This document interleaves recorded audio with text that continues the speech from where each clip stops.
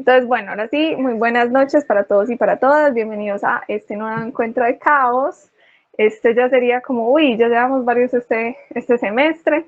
Entonces, como siguiendo con los temas de este año, con la línea temporal, ahora vamos a dar un salto enorme, un salto enorme porque el último personaje fue, ¿a quién fue el último personaje? No fue Hipatia, ¿cierto? No. Hipatia, Sí, sí, sí fue, Hipatia fue el primero. rayos, qué triste que se fuera justo el que se perdió. Bueno, entonces, vamos a dar un salto bien grandote entre estos científicos de la antigüedad, estos filósofos, astrónomos de la antigüedad, y vamos ahí a dar un salto bien importante hasta 1400 algo.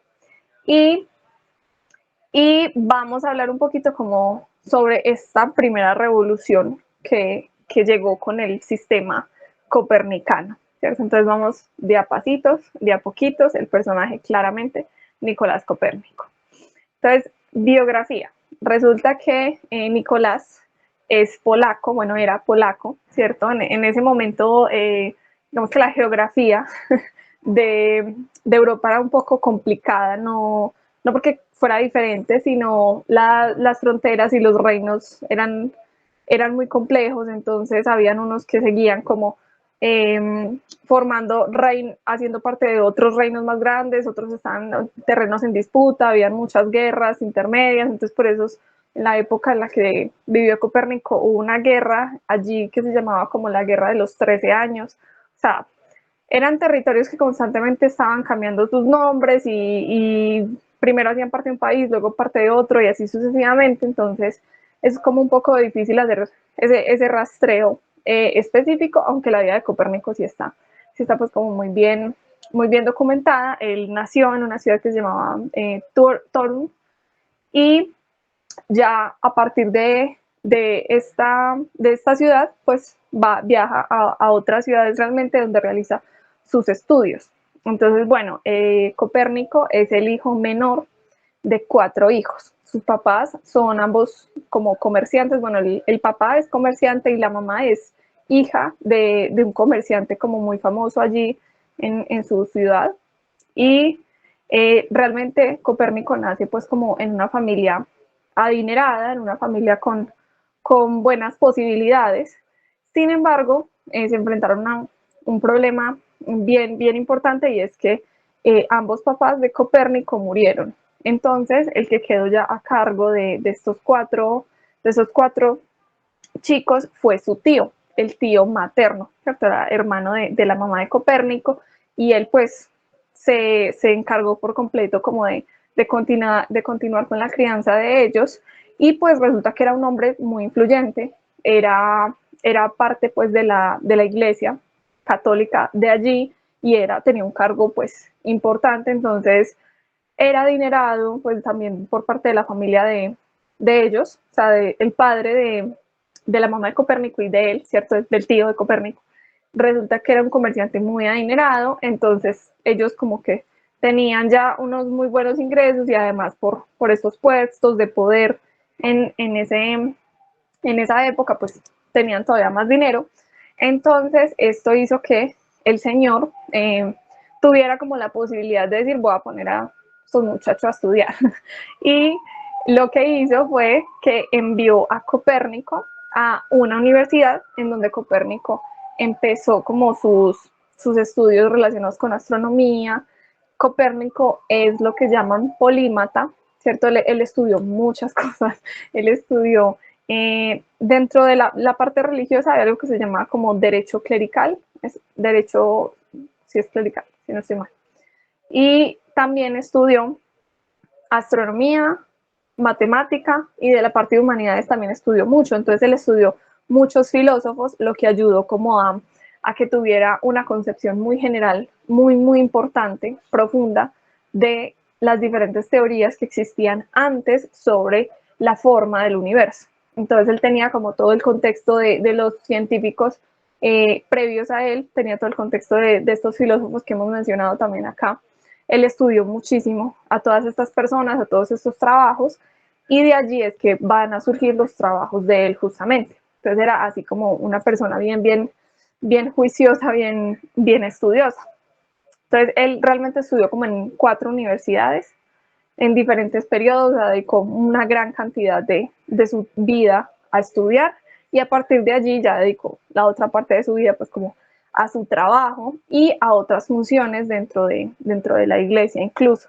Entonces, bueno, él empezó como estudiando en áreas generales, matemáticas, incluso en la época también había como oficialmente un estudio que era astrología, pero pues él como que no era tan fan de esa parte de astrología, pero era un estudio oficial. Bueno, ya, esta es la Universidad de Padua. En esta universidad, bueno, esto no es en sí una foto de toda la universidad, sino una partecita ahí como bien bonita de la Universidad de Padua, y es donde Copérnico estudió también medicina. Entonces, no solo estudió astronomía, matemáticas, humanidades, sino que estudió medicina y él ejerció también como médico. Y eso es algo que de pronto no se conoce tanto de él porque pues su ópera, mejor dicho, la obra más importante de Copérnico que siempre conocemos es relacionada con astronomía, pero él también fue médico, buen médico, fue médico para su tío y fue médico de otros personajes importantes, pues como de la iglesia. Incluso también se dice que como trataba a personas tan importantes de tan altos cargos y todo eso, él incluso consultaba muchas cosas con otros médicos, entonces él tenía correspondencia con otros médicos y trataba de estar como a la vanguardia de la medicina de esa época. Entonces, por eso, tremendo personaje tan juicioso y tan como profundizaba en cada una de esas áreas en las que trabajaba. Entonces, bueno, ahí están. Sus estudios abarcan astronomía, matemática, filosofía, que es derecho, se me fue. Él obtuvo un doctorado en eso, derecho canónico, no, ¿cómo fue que dije ahorita? Clerical, ay, no, ya no me acuerdo cuál era. Bueno, es algo relacionado con sus estudios dentro de la iglesia. Muchas gracias. Es relacionado pues como con sus estudios en la iglesia como tal, entonces él también tenía mucho conocimiento, mucho contexto y tenía cargos dentro de la iglesia. Entonces él trabajó de la mano con otras personas que hacían parte de la iglesia. Entonces, eso es un dato que a mí me parece importante. Importante porque hemos escuchado mucho como en la historia que no, que las obras de Copérnico y las de Galileo fueron ampliamente rechazadas por la iglesia y entonces siempre como que tenemos la idea de este científico revolucionario por allá todo, no sé, ateo, alejado de la iglesia, pero eso como que no es tan así, si bien las teorías de Copérnico, bueno, la teoría principal de Copérnico sí es revolucionaria y sí cambia muchas cosas, en el momento en el que él tiene como desarrolla su trabajo, es un momento en el que él tiene una armonía con la iglesia católica. Y de hecho los primeros que empezaron como a tirarle, a tirarle a su teoría eran los protestantes. Ellos fueron los primeros que sí empezaron a tirarle y a hacer incluso obras de teatro burlándose de él. O sea, realmente hubo una crítica muy fuerte, pero más que todo por parte, en la misma época de él, por parte de la academia, por parte de miembros, incluso ex amigos de él, de otras religiones, pero por parte de la iglesia católica de esa época, de ese momento exacto, él tenía sus amigos, tenía sus contactos, incluso su obra está dedicada a un papa, o sea, él tenía como su vida muy normal dentro de la iglesia y aportó un montón hasta el día de su muerte. Entonces también ayudó como a distintos personajes importantes de la iglesia en sus propios trabajos, incluso a ir a revisar cosas como de otras iglesias. No recuerdo cómo es el nombre de esos, que es como la iglesia está organizada en orden jerárquico, entonces como varias iglesias que pertenecen como a la misma, no sé cómo se llama eso, o sea, pertenecen como no sé, a la misma rama, por así decirlo, de poder, o sea, tienen como una cabeza, ¿cierto? Entonces tenían que ir a revisar como esos lugares, cómo estaban manejando el tema de los recursos y eso, entonces él acompañaba pues como también a estas personas en este tipo de viajes. Y por lo mismo, es un contexto importante para tener en cuenta con respecto a lo que vamos a ir viendo más adelante. Entonces, bueno, ahí están los estudios de Copérnico, muchos estudios, una persona realmente muy dedicada. Y su trabajo, su ópera magna, lo más importante que realizó Copérnico, que bueno, él realizó, en realidad, él hizo una colección súper importante en una biblioteca de libros de astronomía, que luego, por esas guerras que les comento que habían en esa época, como que los de la facción contraria se robaron esos libros y los llevaron como botín de guerra, entonces se perdió como la colección que él había hecho, también tenía otras colecciones ya dedicadas específicamente, por ejemplo, a la medicina o a la matemática. Entonces él era muy, muy aficionado a la lectura. También hizo muchas observaciones, hizo observación de una ocultación de la estrella Aldebarán, la estrella de Tauro, por la luna. Hizo observación de un eclipse como en el año 1500, sí, 1500, como en noviembre del año 1500 hizo también una observación, y todas esas son cosas que él, pues, que él anotaba, que él tenía allí. Pero la obra más importante de él es esta, que es sobre los movimientos del cielo, y es la obra en la que ya plantea y desarrolla, así como por completo, su teoría heliocéntrica. Y aquí hay como unos puntos claves que hay que hacer, y es que, bueno, si bien Copérnico desarrolló como toda su teoría, le dio un fundamento matemático, que era algo súper importante, o sea, la matemática fue de lo primero que empezó a estudiar Copérnico, entonces tiene un desarrollo matemático súper, súper importante que le da mucho fundamento a la teoría, a su teoría. También él está muy basado en los trabajos de esas personas previas, ¿cierto? Entonces él está basado en los trabajos de otros filósofos. Claro que critica y bueno, desmiente las teorías de Aristóteles, que eran las aceptadas hasta ese momento, el sistema tolemaico, que esas dos eran las que, como las que le daban todo, todo el, toda la raíz, todos los cimientos de la cosmogonía que se tenía en ese momento, cómo se concebía que estaba hecho el universo, de cómo se comportaban los planetas, todo eso, el Sol. En ese momento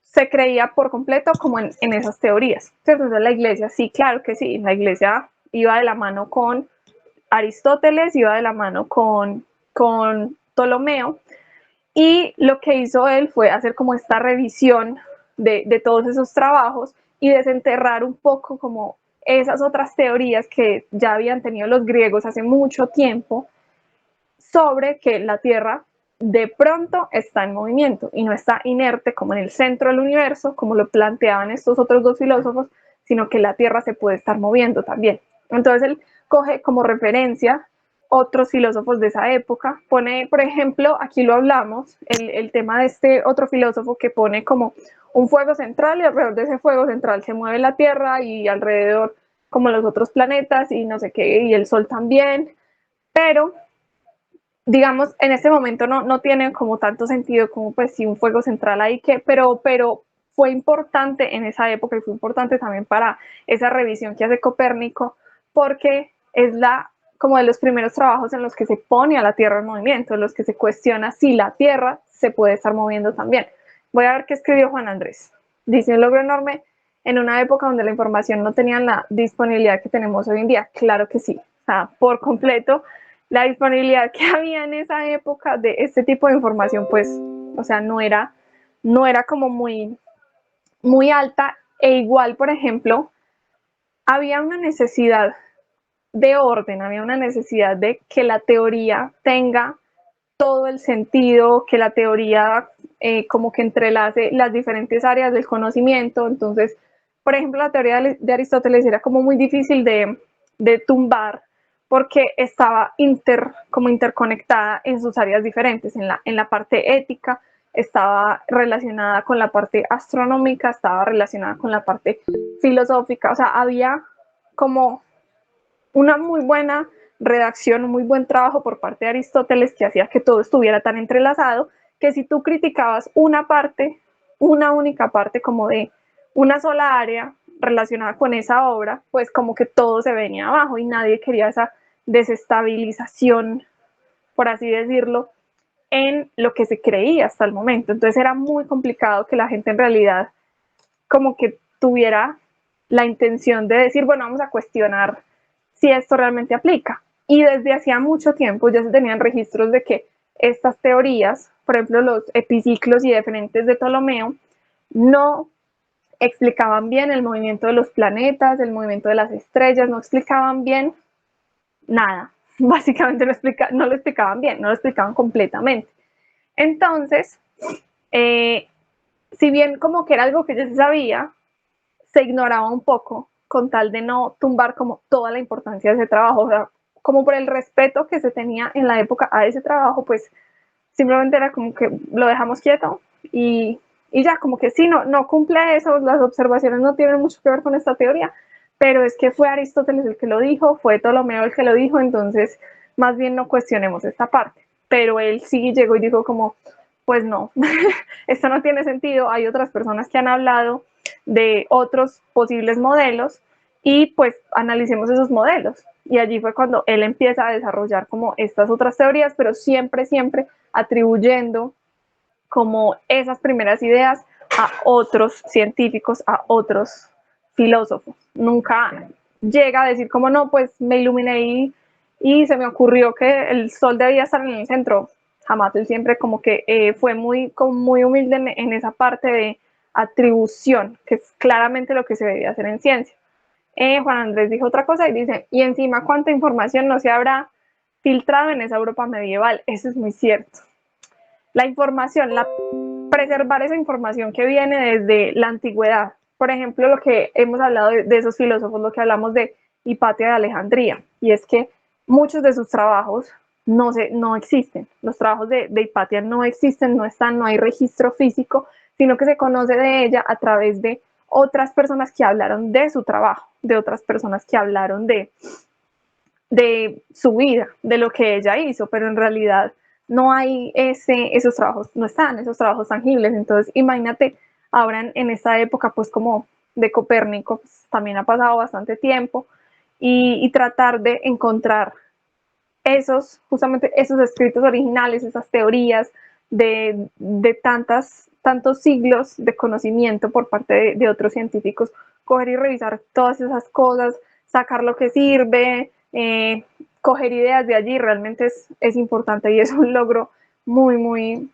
como revolucionario para ese momento y para lo que se creía en ese momento. Entonces esta obra es una obra súper importante y fundamental como en la historia de la astronomía y en la historia de cómo nos concebimos a nosotros mismos, cómo concebimos el universo, cómo concebimos el sistema solar, cómo concebimos a la Tierra y bueno, todo en general. Entonces, allí está como este libro, pero resulta que él, como que si bien él estaba trabajando en el libro y ya tenía como su teoría, no fue él el que decidió dar a conocer así fuertemente en su obra.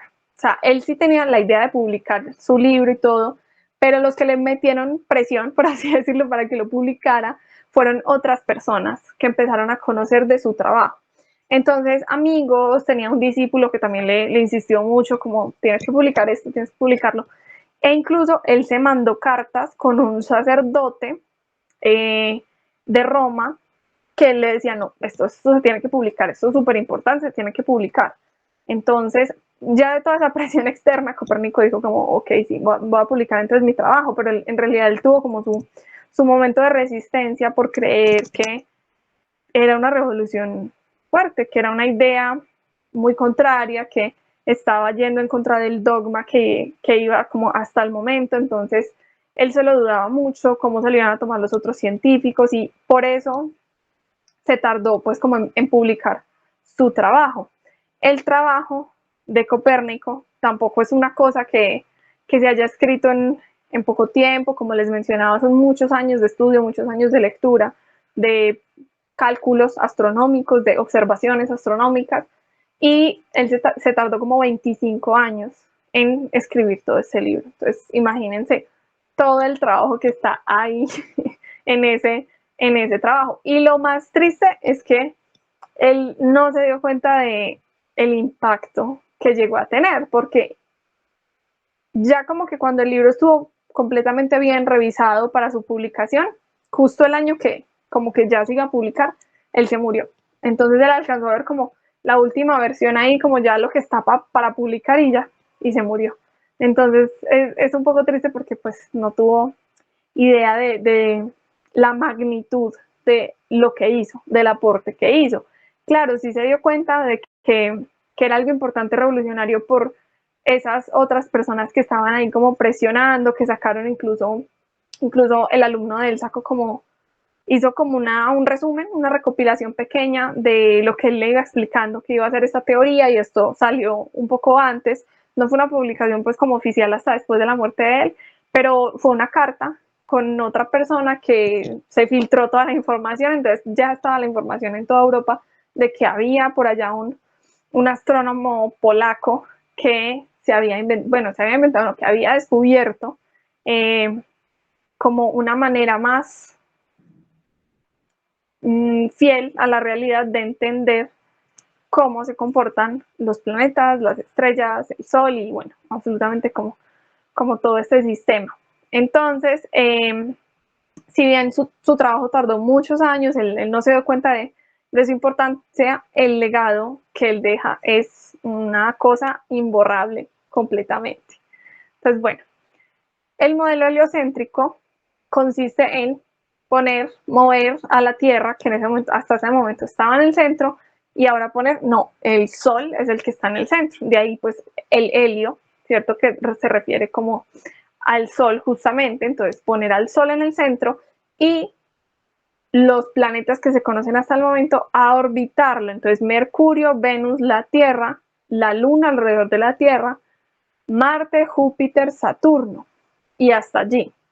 Urano y Neptuno en esa época pues todavía no se conocían, entonces el registro que él hizo fue el resto de planetas, fue de los 6 planetas. Incluso es súper importante porque ya en este punto le da el orden correcto a los planetas. Vemos que en los griegos, que vimos como en la primera sesión,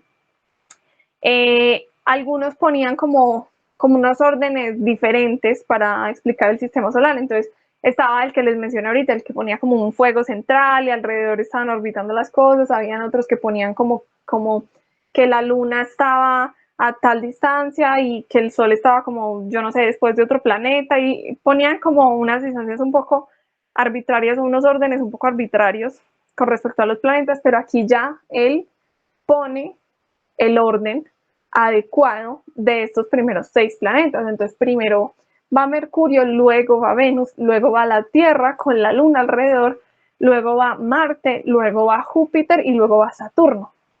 O sea, ya en este momento, con sus cálculos y con las previas revisiones de otras teorías, dijo, ya, este sí es el orden. Entonces pudo dar cuenta, por ejemplo, de que Venus y Mercurio, como están más cerca al Sol, no se alejan tanto del Sol en su órbita, y por eso es que siempre vemos a Venus o a Mercurio muy cerquita del Sol. Nunca lo vamos a ver en lo que se llama oposición, o sea, nunca lo vamos a ver como que el Sol está allá y justo en el otro lado del cielo está Venus. No, eso nunca va a pasar. Y es justamente porque ellos están más cerca del Sol que nosotros, entonces los vamos a ver siempre ahí cerquita. Entonces él fue el que ya como que cogió toda esa información y le dio una lógica que encajaba muy, muy bien.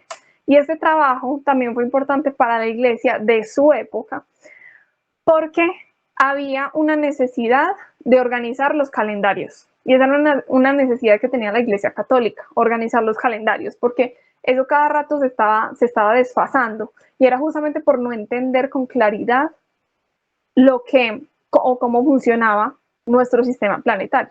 Entonces era no entender muy bien cómo es el movimiento de la Tierra alrededor del Sol. Claro, y en ese momento todavía más, porque si lo que piensas es que el Sol es el que orbita alrededor de la Tierra, realmente los efectos que eso tiene sobre la Tierra van a ser muy diferentes y te va a tocar inventar unos mecanismos muy extraños para explicar, por ejemplo, las estaciones y para explicar la precesión de los equinoccios. Entonces, definitivamente esta teoría encajaba súper bien y hacía muy fácil ahora ordenar el calendario tal que ya pues tuviera el sentido y ya no se tuvieran que hacer como esos ajustes muy locos cada tantos años, ¿cierto? Que como el tema que pasa con los días bisiestos, que si no tenemos esos días en cuenta, si tenemos el año como 365 días y ya, sabiendo que hay otro pedacito de órbita que falta, pues si no tenemos eso en cuenta, claro, se va a desordenar todo y la primavera se va a quedar en el, no sé, en la época de otoño, pues se puede correr muchísimo. Entonces, definitivamente este sistema como que pone las cosas en orden y eso a la iglesia de este momento pues le funciona. Y finalmente hubo una persona por parte de la iglesia que redactó, o sea, que hizo como una edición a este libro, tenía que imprimirlo, después hubo una primera persona que hizo como la impresión del libro, hubo ya una segunda persona que estaba encargada de esa impresión y él hizo como una edición, una pequeña edición ahí no aprobada, en la que como que de entrada defendía el modelo heliocéntrico, diciendo que finalmente para un científico lo más importante era que la realidad concuerde claro, con la teoría. Entonces, si esta teoría me está explicando la realidad, pues funciona ya. O sea, si lo que está aquí en este papel funciona para entender lo que está sucediendo allá y predice cosas, entonces funciona y ya. Y no tenemos por qué entrar a pelear, porque no necesariamente es que esa sea la realidad, sino que es un punto de vista que nos ayuda a entender el fenómeno. Entonces él da como esta defensa que tiene un trasfondo de lo que hoy pensamos como la ciencia y es como tratar de acercarnos a la realidad tal que seamos capaces de predecir incluso los fenómenos, pero le da como otro sentido en el que dice como no estoy diciendo que necesariamente esto sea la verdad, sino que es un punto de vista que nos ayuda como a entender, a entender algo que para nosotros en este momento puede ser complicado de entender. Entonces es como que lo empieza a mencionar como si fuera un lenguaje y eso a mí me parece una idea muy bonita y muy importante y creo que cambia mucho como esa idea que se tiene hasta el momento de que como de esa pelea de ideologías, de que una cosa tiene que ser como que, por ejemplo, lo de las esferas, que tienen que ser algo súper perfecto y que como es perfecto, como las esferas son perfectas, eso tiene que ser lo que define el funcionamiento del universo. Entonces como que se rompe un poquito esa necesidad de hacer que cosas que no tienen que ver con la ciencia, sino más hacia el lado de, no sé, la moral o la estética, que se metan ahí como a dictaminar cómo deberían ser las cosas, sino que ya es como, no, lo más importante es algo que se ajuste a lo que estamos observando. Eso es lo más importante. Y ya si eso no es como tan armónico o tan estético, pues ya eso es otra cosa. Pero como que no tiene que entrarse a descartar porque no sea lo más estético o lo más armónico. Sin embargo, el trabajo de Copérnico todavía conserva una idea platónico, todavía conserva ideas un poco de la antigüedad. Entonces, esto aún, el trabajo de él aún no se considera como un trabajo moderno, de la era moderna como tal, sino que se considera un trabajo que todavía hace parte como del pensamiento un poco más antiguo, no de la antigüedad por allá de que hemos hablado acá de Grecia, sino como que todavía conserva un poco esas ideas de esos filósofos antiguos. Entonces, él define de manera, sí, un poco arbitraria, que las órbitas de los planetas son perfectamente circulares.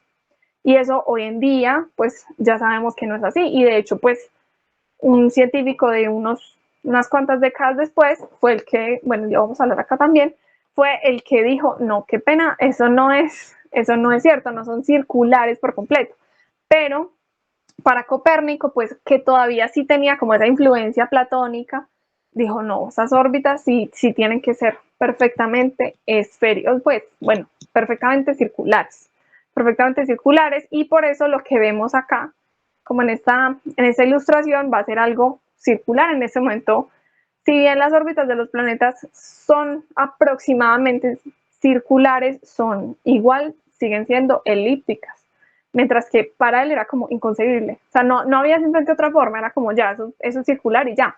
Y realmente, para los cálculos que se podían hacer en la época, para las observaciones y los instrumentos que se tenían en la época para realizar las mediciones, pues el círculo estaba dentro del margen de error. Entonces, el error que podía generar como el asumir órbitas circulares y no órbitas elípticas, pues como que se compensaba con la exactitud de los instrumentos. Entonces, funcionaba perfecto. Para la época funcionaba perfecto.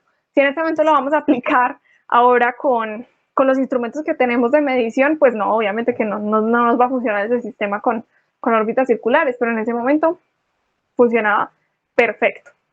Entonces, el modelo heliocéntrico de Copérnico tiene como estas ideas principales, ¿cierto?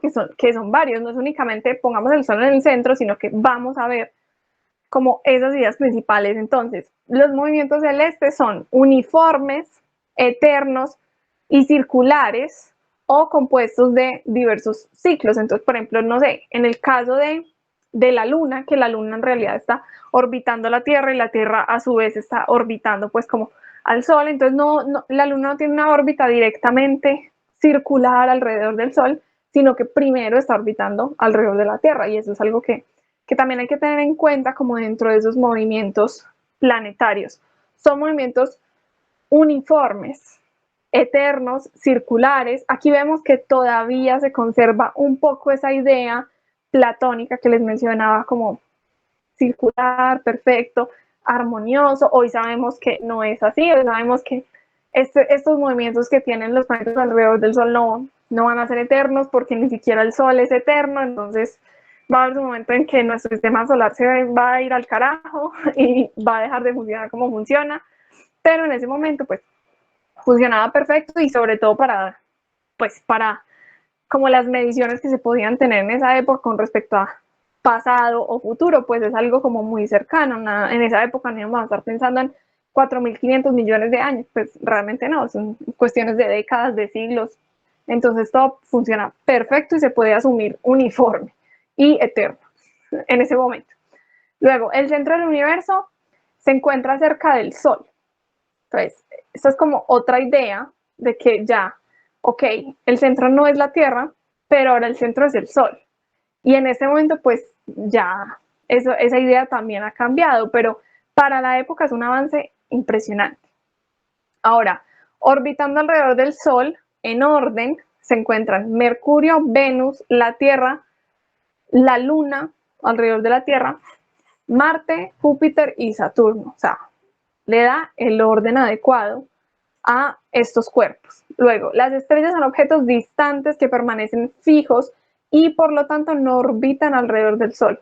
Esto también es importante, porque ahora, no sé si recuerdan de la primera sesión que hablamos de los otros que ponen que las estrellas, que hay como una esfera donde están ahí pegadas las estrellas, pero finalmente esas estrellas también están como orbitando alrededor del Sol, de la Tierra, o sea, cuando se tenía la Tierra como el centro en el modelo geocéntrico.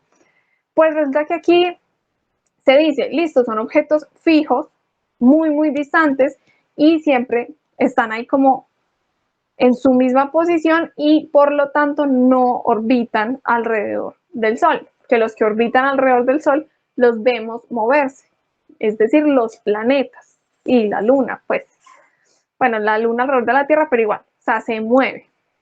La Tierra presenta 3 movimientos, súper importante para lo que les mencionaba del calendario, de organizar el calendario. Si ya reconocemos los movimientos de la Tierra, pues eso nos ayuda a predecir las estaciones como de una manera mucho más acertada, a predecir entonces en qué momento se termina realmente el año, a definir como ya un año, como hacer un consenso de cómo se define un año. Entonces dice, la Tierra presenta 3 movimientos: la rotación diaria, la revolución anual y la inclinación anual de su eje. Entonces, la inclinación anual, bien importante, porque es la que genera las estaciones, es la que genera solsticios y equinoccios. Entonces, también es un avance bien importante en lo que se tenía hasta el momento, porque si antes tenemos a la Tierra estática ahí como perpetuamente estática en el centro de todo, eso no nos explica muy bien, por ejemplo, las estaciones, no nos explica muy bien que el día, que sí, como lo mucho que dure un día, es decir, días más largos, días más cortos, pues días más largos, es decir, con el sol encima, y noches más cortas o días más cortos y noches más largas, el cambio de estaciones, pues no lo van a explicar una Tierra estática. El movimiento retrógrado de los planetas es explicado por el movimiento de la Tierra. Y este es bien importante, porque es que el movimiento retrógrado siempre fue el que introdujo como la duda en todos los sistemas que se habían propuesto hasta ese momento. Entonces, Ptolomeo fue el que llegó con la grandiosa idea de explicar el movimiento de los demás planetas con epiciclos y diferentes y un montón de círculos alrededor de círculos para explicar la gran complejidad que tenían como esos movimientos de los planetas en el cielo, el movimiento aparente de los planetas. Y es que si le hacemos seguimiento, no sé, a Marte, vamos a ir viendo que cada día se mueve como entre las estrellas en una dirección y luego como que se pausa, retrocede y luego vuelve y avanza. Y ahí es ese movimiento retrógrado es generado por nuestro planeta, porque como nosotros también nos estamos moviendo alrededor del Sol y por ejemplo vamos más rápido que los planetas exteriores, es decir, más rápido que Marte, Júpiter, bueno, que el resto de planetas, pues entonces va a haber un momento en el que los vamos a ver como si se estuvieran frenando, devolviendo, pero en realidad es que nosotros los estamos pasando. Entonces por eso los vemos como que, uy, paró, se devolvió, luego volvió a avanzar, ¿qué pasó ahí? Él, ya con el heliocentrismo, explica eso perfectamente y no hay que meterle más sistemas extraños, no hay que ver ciclos diferentes, no hay que hacer círculos en los círculos, sino que ya, o sea, un círculo, otro círculo, pues cada órbita es un círculo, ¿cierto? Con eso, con decir que la Tierra se mueve más rápido que Marte, por ejemplo, se explica perfectamente la retrogradación de los planetas. Entonces, siempre hay un dicho en ciencia que es, bueno, que en realidad se le llama como la hojilla de Occam, algo así, que se refiere a la teoría más simple es la que, como que la que más fácil debe ser aceptada. Si yo tengo una teoría súper, hiper, mega compleja que me explica la realidad en un 80%, y tengo una teoría mucho más sencilla que me lo explica también en un 80%, entonces mejor aceptar la teoría más sencilla que me está explicando lo mismo. O sea, si me lo está explicando exactamente igual y es mucho más sencillo, tiene muchos menos variables, pues más seguramente, más probablemente sea más fiel como a la realidad. Entonces, es algo que dice como que la naturaleza sigue el camino más fácil. Pues es como esa idea. Ya eso se pierde un poco cuando empezamos a meter, no sé, mecánica cuántica, otras cosas, pero hasta ese momento funciona. Y bueno, la distancia de la Tierra al Sol es pequeña comparada con la distancia a las estrellas. Entonces, eso también da como una primera idea de esa concepción de, hey, este universo es una cosa más grande que, por ejemplo, la distancia Tierra al Sol. Eso es mucho más grande. Entonces ya empieza como el tema de las escalas a cambiar un poco. No es lo mismo que nosotros tengamos la Tierra en el centro y pensemos, bueno, el Sol está ahí orbitando, ahí está la Luna, ahí están los planetas, y nos imaginemos todos como sobre una tela o sobre una esfera y todos como de un tamaño muy parecido, a que ya empecemos a considerar distancias. Porque ya empezamos a considerar distancias y decimos, bueno, si este Sol está tan lejos y yo lo veo de este tamaño, entonces es que es muy grandote. Y ahora, si las estrellas están mucho más lejos, entonces tiene que haber un montón de espacio, entonces lo que tiene que existir es mucho más grande que nosotros. Entonces empieza a introducir otras ideas con respecto a, por ejemplo, qué tan pequeños somos. Pues ya no estamos en el centro del universo, somos muy pequeños. Entonces son unas primeras ideas bien fuertes para la humanidad en esa época.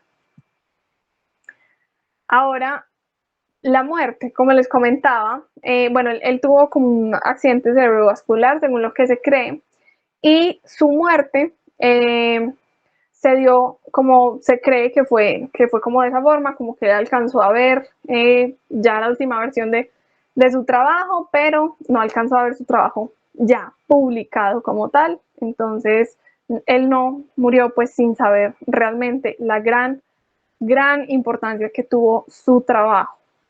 Y ya muchos años después hubo como ahí un tema con sus restos, de que no eran, si eran, qué pasó, y por allá se encontraron como unos restos bajo una iglesia, y se dijo que esos eran los restos de Copérnico. Ya muy recientemente, es decir, en el 2005, se hizo un análisis forense a esos restos y se determinó que, en efecto, esos restos eran pertenecientes a Nicolás Copérnico. Y eso a mí me pareció como súper loco, información muy rara, porque me parece súper complicado determinar como exactamente si el ADN coincide, porque el ADN se supone que lo compararon, el cráneo, bueno, esos restos que encontraron, lo compararon con el de un cabello que estaba como en uno de los libros de él, que pues se creía que era su cabello, y el cráneo lo compararon como con retratos pintados de la época, en donde mostraban que él tiene como una cicatriz en un ojo, y el cráneo pues tenía como la marca de que había como una cicatriz por allí. Entonces, como que eso fue lo que ayudó a que se comprobara, y ya pues eso es como un hecho. Se comprobó que esos restos en efecto eran de Copérnico, y se le dio un entierro apropiado en el 2010. Es decir, ahorita, nada, hace 14 años, se hizo como un entierro apropiado, una ceremonia y toda la cosa de Copérnico. Entonces, bastante tiempo después, pero bueno, no sé, datos ahí como interesantes. Y me pareció súper bonito que como la lápida de él, bueno, sus restos quedaron enterrados bajo una iglesia.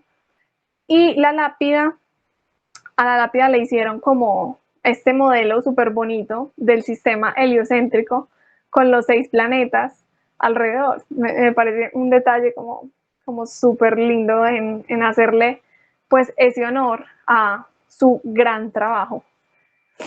Y el legado que deja Copérnico va mucho más allá de, listo, este es el sistema planetario en el que vivimos y está en este orden. O sea, como que no es solo eso, sino que para las creencias de la época era empezar a cuestionar esos dogmas que venían desde la antigüedad, empezar a cuestionar bueno, pero realmente tenemos que seguir utilizando esto, podemos empezar a crear otras teorías, a pensar de otras formas. Entonces, por eso viene el tema de la revolución copernicana, porque ahora es como, listo, ok, aceptemos que no somos el centro físico del universo, pero ¿qué tal si podemos ser el centro racional del universo y podemos empezar a estudiar bien el universo, empezar a hacer modelos reales, empezar a entender, ser la parte del universo que piensa en el universo, que se lo cuestiona?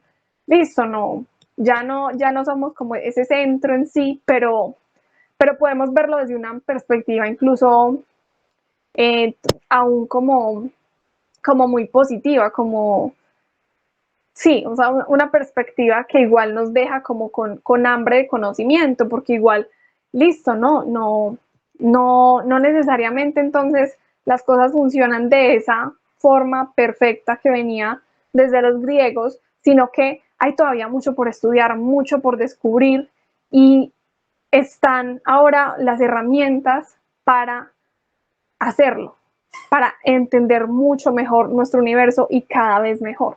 Entonces, él fue como el primero en atreverse a dar este salto revolucionario y decir, empezó una nueva época. Y ok, todavía no lo podemos llamar como la ciencia moderna, porque la ciencia moderna nace unos añitos después, pero si es un primer paso, es el precursor de esa ciencia basada en los hechos, basada en los datos y no basada en, a mí me parece que esta teoría debe ser así y ya como que trato de ajustar la realidad de esa teoría. No, es al revés, es yo tengo esto y bueno, a ver, ¿cómo hago para que esto encaje? ¿Cómo le encuentro como el sistema bajo el cual funciona esto? En lugar del revés. Entonces, por eso es una revolución muy, muy importante para la época y muy importante para todos nosotros también, porque vuelve y pone sobre la mesa el tema de lo que está establecido por muchos años que lleve, no necesariamente es lo mejor que se puede hacer. Es decir, sí, tu teoría describe hasta cierto punto, está muy bien, en ningún momento hay que desmeritar como el trabajo de personas que vienen antes, pero eso no quiere decir que nos tengamos que quedar con esa teoría. Podemos seguir trabajando en eso, buscar más allá, tratar de ajustar todavía mejor como la teoría para que en realidad describa lo que estamos observando. Entonces es una revolución en la forma de pensar y da como ese primer paso de nos podemos cuestionar lo que está establecido. Entonces, si bien él era también muy católico y tenía pues como su cercanía con la iglesia, sí es una idea revolucionaria y sí fue un revolucionario y sí hizo que se pasara como del tema más espiritual y más somos el centro a que se pasara al tema de, ok, no somos el centro, pero podemos ser ya seres más basados en lo racional. Y ahí es donde radica como esa revolución de Copérnico. Claro, por este peso de esas ideas más revolucionarias es que más adelante la Iglesia Católica va a incluir su libro dentro de los prohibidos, de los libros que en su época, pues, es decir, la época como de la Inquisición, fueron prohibidos, de que nadie los podía leer porque pues eran un pecado y mejor dicho. Entonces, claro, sí hubo como una oposición fuerte a su trabajo, pero no fue la oposición de la iglesia en el momento exacto en el que él lo estaba trabajando, sino después, posterior, cuando cuando hubo otras dinámicas en Europa que empezaron a ver como otras corrientes religiosas que complicaron todavía más la situación y subieron líderes de la iglesia que fueron mucho más radicales con las cosas y ahí es cuando se da como ese retroceso y, mejor dicho, la obra de Copérnico es de lo peor, incluyanlo en lo que nunca ningún católico puede leer, pero es más adelante. Entonces, sí es importante porque también la historia no es algo lineal, incluso la historia de la iglesia tampoco son cosas lineales. No todas las personas que han hecho parte de la iglesia tampoco son exactamente igual como de radicales con sus cosas. Entonces, habían personas de altos cargos de la iglesia en su momento que apoyaban por completo las ideas de Copérnico, el trabajo de Copérnico, estuvo toda su vida, pues como que toda su vida fue patrocinado por su tío, que era un sacerdote, bueno, es un cargo más alto dentro de la iglesia, pero o sea, hacía parte de la iglesia y fue el que le dio toda la plata para que fuera y estudiara lo que necesitara estudiar y hiciera sus 4 carreras prácticamente. Entonces, es un poco interesante también poner como estos contextos, como de, ok, sí, fue sancionado por la iglesia, pero más adelante, o sea, él no lo vivió, él no vivió esa resistencia por parte del catolicismo en su momento, y eso es un poco interesante como de analizar. reconocimientos que se le hacen a Copérnico ya en la actualidad.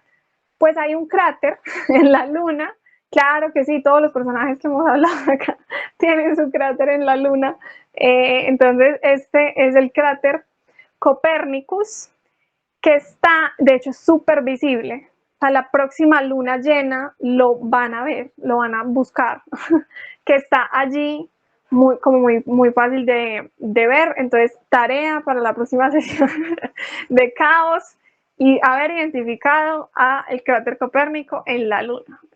No mentiras, obviamente Alejo, que tiene su telescopio y la cámara, el resto de mortales, igual podemos tratar de ubicarlo ahí a ojo desnudo, pero pues interesante como tratar de hacer el ejercicio de dónde está ese cráter, que es bien visible. Me pareció súper bonito realmente el cráter. Y bueno, es un cráter como de 96 kilómetros, o sea, es bien grande. Y bueno, pues ahí está. También tenemos un elemento de la tabla periódica que se llama el copernicio, es por allá el elemento 112. Hay un asteroide, como no, también con el nombre de Copérnico.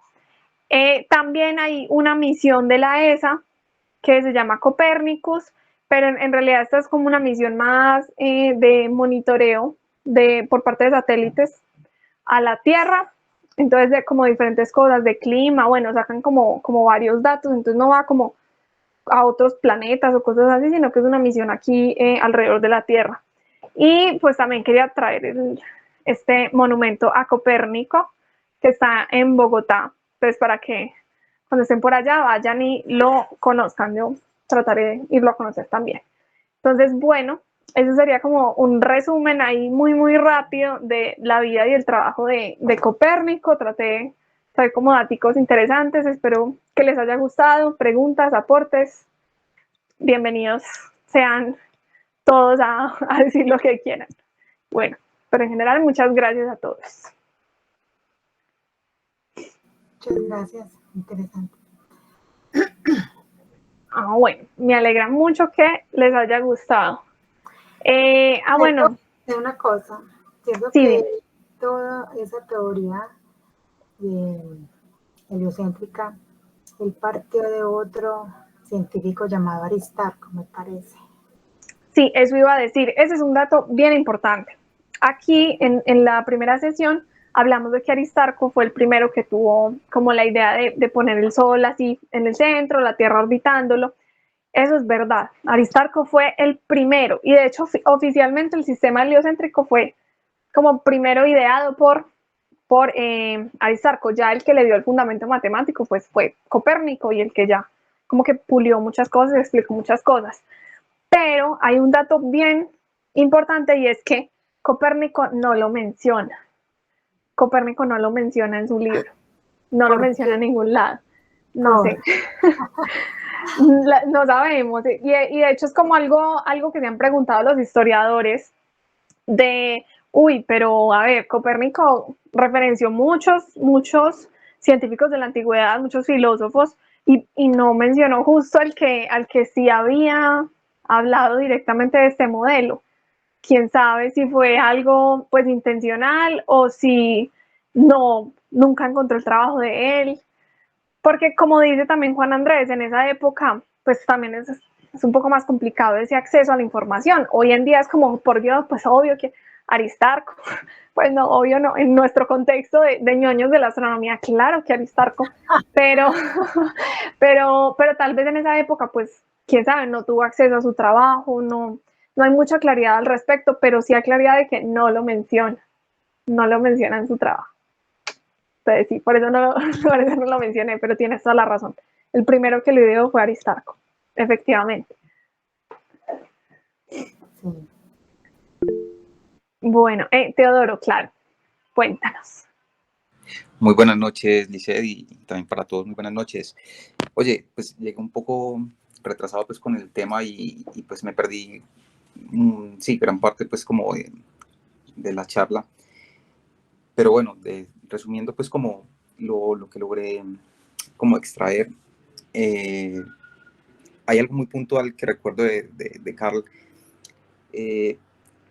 cuando decía que vivimos en un insignificante planeta, pues de una triste estrella perdida en la galaxia y pues, que está en una esquina olvidada del universo. O sea, ¿a qué voy con esto? Que finalmente todo esto repercute en esa revolución copernicana, que es como que nos sacan de taquito y nos ubican realmente en un punto del cual, pues, afortunadamente, pues, quedamos bien, digámoslo, parqueados, o sea, que funcionó, o sea, una idea bastante revolucionaria realmente, y muy compleja porque era una época de esa Italia, no sé, una Italia de finales del siglo XV, principios del siglo XVI, donde lo que mencionó ahorita Juan Andrés con el tema de la información, de cómo la Iglesia Católica tenía ese poder, y a pesar de que Copérnico pues trabajaba con ellos, obviamente, finalmente era muy delicado, pues, no sé, yo me coloco como en los zapatos de él y pensar que esas ideas que él planteaba realmente eran demasiado complejas porque, fíjate que después de él, pasan casi 50 años hasta que aparecen Galileo y Kepler, y le dan entendimiento y funcionamiento a lo que él dijo, porque mientras tanto lo que decía Copérnico, eso solamente era que evidencia empírica. Entonces, era muy jodido para él llegar y simplemente soltar esa información y que no pasara nada. Hasta posiblemente el hecho de que se demorara tanto o tener como o titubear tanto con divulgar esta información es lo que termina salvando a otros científicos quizá de su momento, porque no era fácil compartir esos datos, porque vuelvo y repito, listo, yo los tengo, pero ¿cómo demuestro esto? O sea, realmente era una herejía. Y esa es la razón de lo que dices ahorita, en la que lo lleva a la Inquisición, a la Santa Inquisición, en el sentido de que es que no, cuidado, es que estos libros son demasiado revolucionarios, vuelvo y repito, en el sentido de que es que no les puedo, o sea, nos estás cambiando un dogma de un negocio que va a perdurar por milenios, por siglos, o sea, una cosa que va a ser muy compleja. Entonces, muy teso esa parte de Copérnico, y tenía por ahí también de pronto ¿cómo se le llama esto?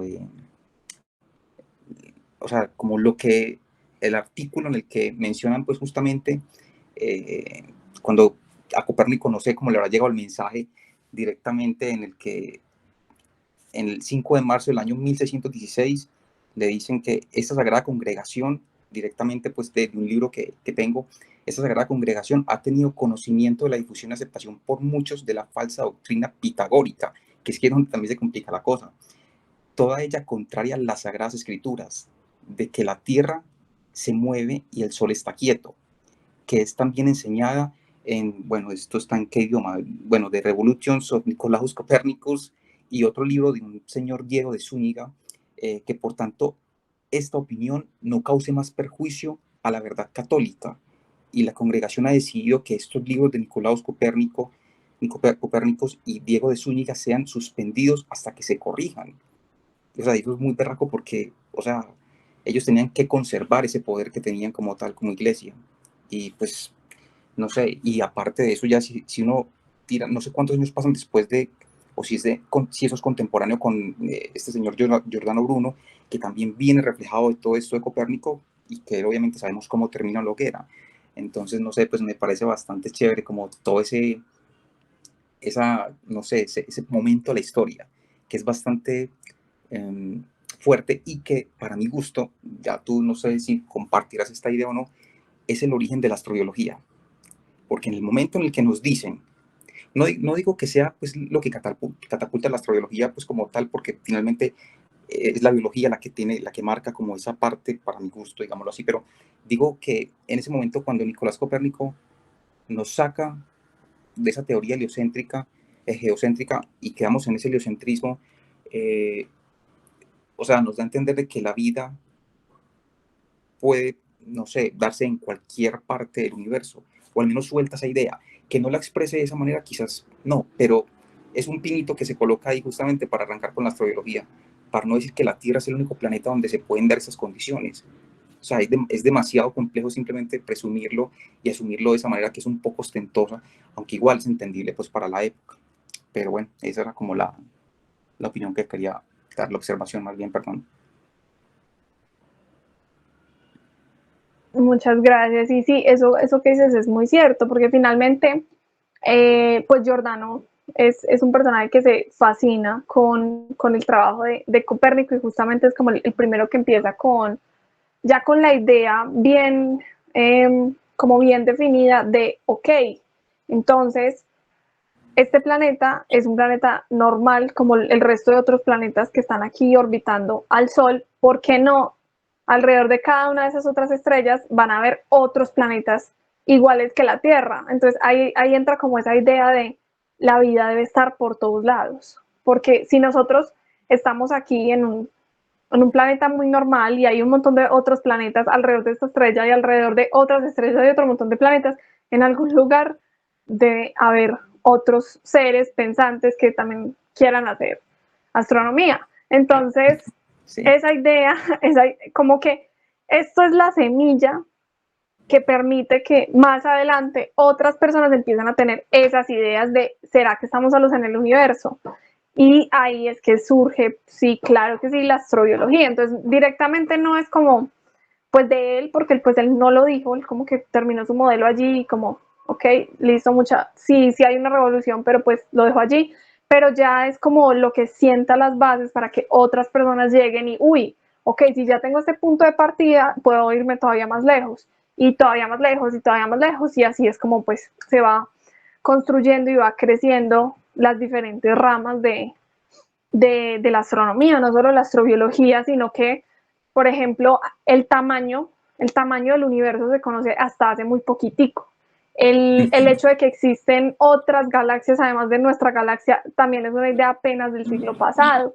Entonces, él es el primero que empieza a poner en duda como, bueno, ahora miremos el tamaño siquiera de este vecindario acá, ya que tenemos un orden definido, entonces, ¿qué tamaño tiene esto? Y además este tamaño es mucho más pequeño que la distancia entre las estrellas y nosotros, entonces, ¿qué pasa ahí? Entonces ya empieza como esa idea de ubicación dentro de un lugar, y ahí puede darse como, ok, listo, entonces ya tenemos el sistema solar, bueno, ¿y qué sigue?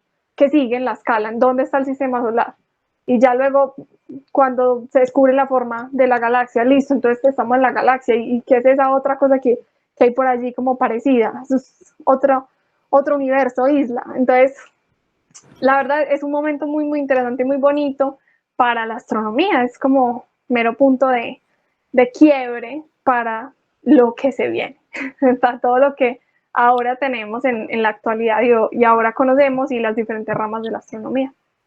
total. Sí, es como, no sé, eso también lo podemos extrapolar en el sentido de que, no sé, la llegada de Cristóbal Colón en el descubrimiento de América, o sea, como ese impacto, o no sé, o Fernando de Magallanes circunnavegando pues los océanos y todo esto, en el sentido de que nos abrió pues como otro mundo dentro de nuestro propio mundo, y en el caso de Copérnico nos da una comprensión mucho más fuerte del cosmos, y nos deja ahí como lo mencionaba Sagan, como en la orilla del océano cósmico.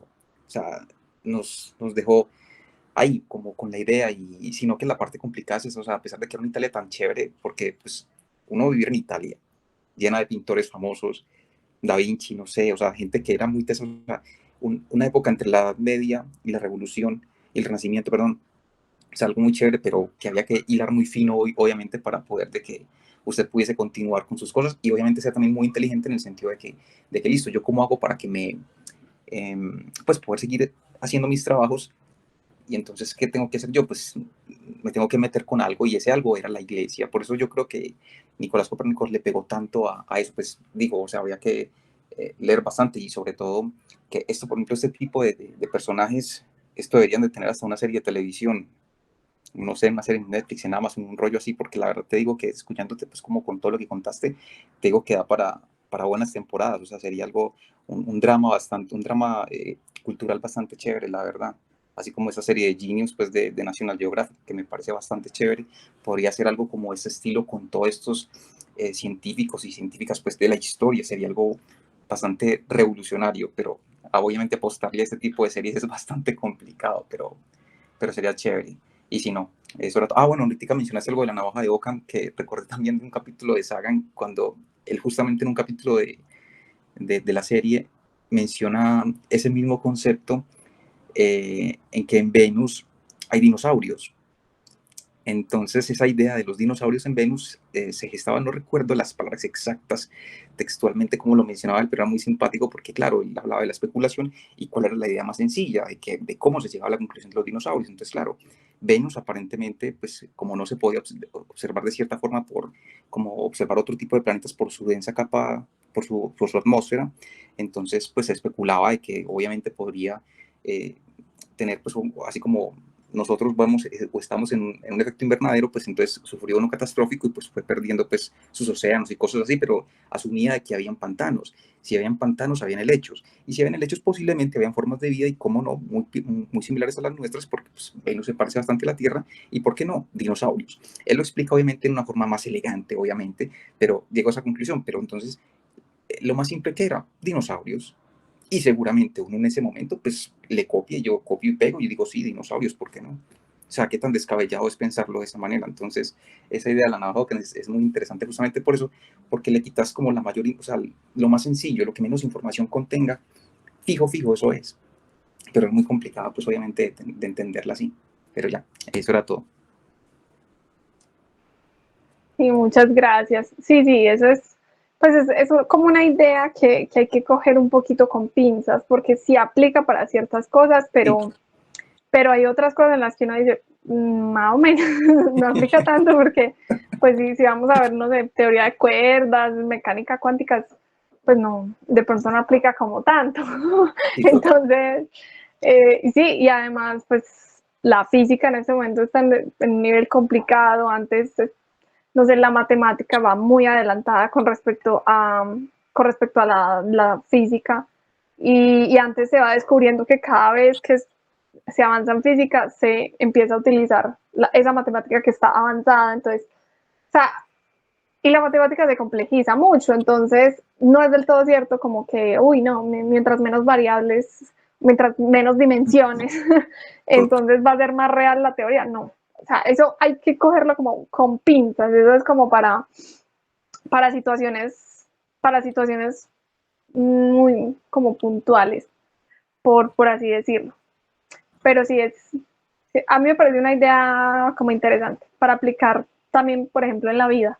No sé, como con respecto a los pensamientos ansiosos que uno puede tener, que uno a veces se imagina escenarios muy catastróficos, y finalmente lo más probable es que no ocurran esos escenarios tan alejados o tan catastróficos o tan elaborados. Entonces, no sé, como que se le pueden ver varios usos a ese tema Sí, sí. de la hojilla de Occam. Entonces, bueno,